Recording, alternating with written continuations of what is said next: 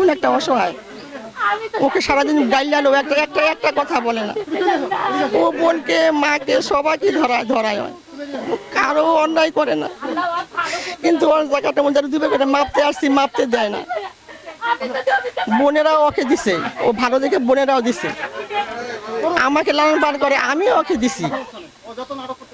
আবার 6-7 ভাই বোনেও ওকে দিয়ে আসছে 8 শতক মাটির থেকে, কিন্তু ওই মাটি ওরা দখল দিচ্ছে না, মাপতে দিচ্ছে না। মাপতে আসছে, এখন বড় ছেলের বউ, বিল্লালের বউ জীবন দিতে যায়, এখন দরজা ভাঙ্গে এখন মানে বাই করে আনলো। তা বাবা কি করে আমরা বাঁচবো বাবা বলো? এখন যেভাবে আপনাদের ভালো হয়, আমি ছেলেমেয়েরও ভালো চাই, আমি যেদিন বাঁচি একদিন আমি নিরাপত্তা থাকতে চাই। মোহাম্মদ শিপন মিয়া। আমরা এটা আমার পারিবারিক সম্পত্তি। আমার বাবার ওয়ারিশের ঘরে 3 শতক করে পায়, আমরাও 3 শতক করে সেই সব পাইছি। কিন্তু পরবর্তীতে আমরা ওয়ারিশদের কাছে জমি কিনে টাকা দিয়ে জমি কিনি। ওয়ারিশের সম্পত্তি এখানে মোট জমি আছে 31 শতক। তার মধ্যে আমার 2 ভাইয়ের 3-6 শতক বাদ দিয়ে অবশিষ্ট 25-25 শতক জমি আমার টাকা দিয়ে কেনা। এখন ভাইয়েরা আমার সাথে বহুদিন থেকে এই উশৃঙ্খল করতেছে। এর 1 বছর আগে আমি জমি মাপার জন্য আবেদন করছি সিটি কর্পোরেশনে, ভাই মিথ্যে একটা মামলা দিয়ে সেই মাপটা আমার প্রত্যাহার করে ফেলাইছে। আমি দীর্ঘ 9 মাস 10 মাস মামলা চালার পরে আমি 10 মাস পরে মামলার রায় পাইছি।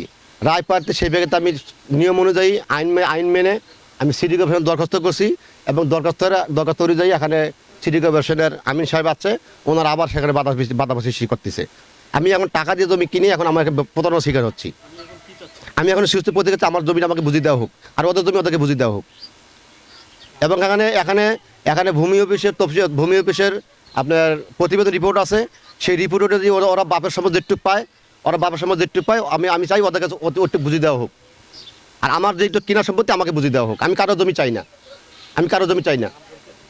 আমার নাম মোহাম্মদ শিপন মিয়া, গ্রাম পাটবাড়ি, পিতা মৃত গিয়াসউদ্দিন, আর জমির গ্রামের নাম হলো পাটবাড়ি।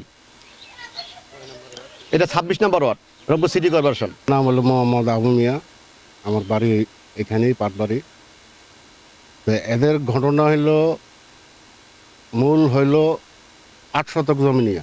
এর আগে আমরা একটা সালিশে বসছিলাম, এই 8 শতক জমি ভাইদেরকে রিটার্ন দেওয়ার কথা, কিন্তু শিবন মিয়া মানে নেই। আমরা প্রায় 50-60 জন নিয়ে সালিশ বসছিলাম, ও মানে নাই। এই তারপরের থেকে ওদের মামলা চলছে, এই কোর্ট কাছারি দৌড়াচ্ছে। এখন এগুলো নিয়েই ফ্যাংশন, এদের দণ্ড। তারপরে শুনি যে কিছু ভুয়া দলিল করছে, আমরা তো চোখে দেখি নাই। ভুয়া দলিল তো আমাদের তো ওইটা প্রমাণ করার মতো বুদ্ধি নেই, কোর্ট ছাড়া। ওটা কোর্টে প্রমাণ করবে দ্বিতীয় পক্ষ। একবার আমরা করছি, আরজু ছিল, আমাদের আরো গণ্যমান্য লোক ছিল। সালিশের সিদ্ধান্ত হয়েছিল জমি রিটার্ন দেওয়া, 8 শতক জমি রিটার্ন দেওয়া। না, এখনো রিটার্ন দেয় নাই। কাদের? শিবনের দামি হইলো আমি নিছি। Surveyor, Rangpur city corporation. আমাদের যে একটা জমি ব্যবহারের জন্য শিপন সাহেব একটা আবেদন করছিল ওই পাটবাড়িতে। এই আবেদনের প্রেক্ষিতে আমরা নোটিশ করে আজকে এখানে আসছি। তো এখানে আসার পর দীর্ঘক্ষণ তাদের উভয় পক্ষের কাগজপত্র আমাদের কাছে জমা দিয়েছে, আমরা কাগজপত্র দেখেছি। কাগজপত্র পর্যালোচনা করে যেটা দেখা যায়, শিপন মিয়া যে আবেদন করছে জমির 25.87, তার সপক্ষে দলিল, খাজনা খারিজ সব কিছু দাখিল করেছেন এবং রেকর্ডে কিছু কাগজপত্র দাখিল করছেন। বিষয়টা হচ্ছে এখানে ওনাদের যে পার্শ্ববর্তী জমির মালিক, ওনার ভাইরা আছে, ওনাদেরকে আমরা ডাকছি, তাদের সঙ্গে কথা বলছি। তারা যে জিনিসটা বলছে যে এখানে একটা 8 শতক জমির দলিল নিয়ে ঝামেলা রয়েছে। তারা বলেছে ওই দলিলটা জমি নেই, কিন্তু দলিল হয়েছে।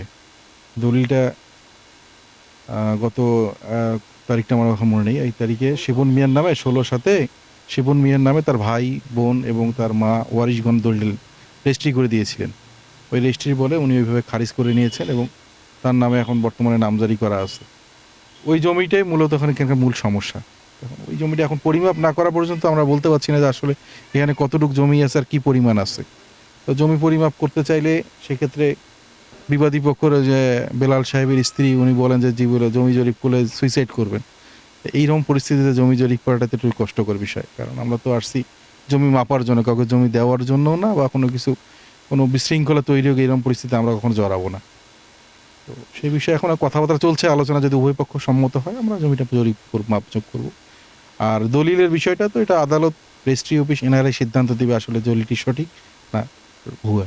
এ বিষয়ে আমরা কোনো মন্তব্য করতে পারি না, এটা করা উচিত হবে না। এ বিষয়ে পর্যালোচনা চলছে, এখন দেখা যাক কি অবস্থা হয় পরবর্তীটা। জমি নিয়ে যে ঝামেলা করতেছে, তো এটা আমরা শিপনের কাছে বিক্রি করছি। শিপনে আমরা রেজিস্ট্রি হয়ে যায়, আমি সই দিচ্ছি, আমার নাম সেলিম, আমার বড় ভাইয়ের নাম বেলাল, আমার ছোটো ভাইয়ের নাম রিপন, এবং আমার বোন যে ওয়ারিশ সে, এবং যে আমার মা, আমরা সবাই ওখানে এই রেজিস্ট্রি হয়ে যায় আমরা সিগনেচার দিছি। দিয়ে ম্যাজিস্ট্রেটের কাছে যায়, আমাদের ম্যাজিস্ট্রেটের কাছে আমরা ম্যাজিস্ট্রেট জিজ্ঞেস করছিল, তো আমরা বলছি যে আমরা জমি বিক্রি করে দিছি। তো ওইটাই এখন ওরা বলতেছে যে এটা জমির ভুয়া, বা এটা নিয়েই দণ্ডামি করতেছে। তো ভুয়া যদি হয় তো এটা ওখানে কোর্টের মধ্যে ওরা পেশ করবে, বা ওখানে ইয়ে করবে। যে ওখান থেকে যদি ভুয়া যদি সম্মত হয় তো আমরা মানিয়ে নেব। আমরা যদি আমি বিক্রি করছি, ভাইকে দিয়ে দিচ্ছি, আমাদের এটার মধ্যে কোনো দাবি নাই। কারণ যারা দাবি করতেছে তারা যাবে কোর্টের মধ্যে, এটা প্রমাণ দেখাবে, এই আর কি। আমার নাম মোহাম্মদ সেলিম, ঠিকানা পাটবাড়ি, পিতার নাম মৃত্যু গিয়াসউদ্দিন।